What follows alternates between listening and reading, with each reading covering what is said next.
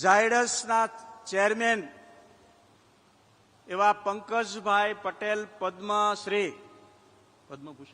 પદ્મભૂષણ અને આદરણીય પ્રધાનમંત્રી સાહેબના આશીર્વાદ સાથે સમસ્ત પાટીદાર સમાજની સંસ્થાઓની ઉપસ્થિતિમાં 50,000 બંધુ ભગીનીઓની ઉપસ્થિતિમાં અમદાવાદમાં સરદાર ધામ ઝાયડસ 500 કરોડની સરદાર ધામ ઝાયડસ 500 કરોડની યુનિવર્સિટીનું સાહેબના આશીર્વાદ સાથે ડિક્લેર કરે છે 3 વર્ષમાં આ સરદાર ધામ યુનિવર્સિટીનું નિર્માણ થશે. હું પંકજભાઈને 2 મિનિટ માટે શુભકામના પાઠવવા માટે આદરણીય પદ્મભૂષણ પંકજભાઈ પટેલ. માનનીય નરેન્દ્રભાઈ,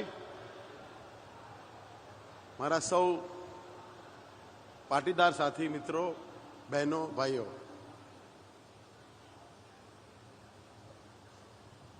પાટીદારની એક ખાસિયત રહી છે, એના ખેતરમાં કંઈ પાક્યું હોય અને કોઈ ગયું હોય, ગમે એટલી એની ઇન્કમ હોય, પણ એને શાકભાજી અનાજ કંઈક આપે જ, એની પાસે પૈસા હોય કે ના હોય.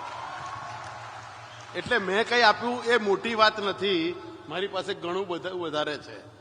પણ એક આપણા સમાજમાં એક ખુમારી છે કે આપણી પાસે ઓછું હોય પણ બીજાને આપવું, એ હંમેશા રહ્યું છે. એનું જ પરિણામ છે કે આજે આપણે સરદાર ધામ ઊભું થયું છે.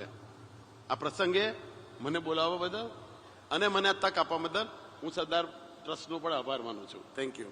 હજુ સુધી તમે અમારી ચેનલને સબસ્ક્રાઇબ નથી કરી તો અત્યારે જ ન્યૂઝરૂમ ગુજરાતને સબસ્ક્રાઇબ કરો, ફેસબુક અને ઇન્સ્ટાગ્રામ પર ફોલો કરો.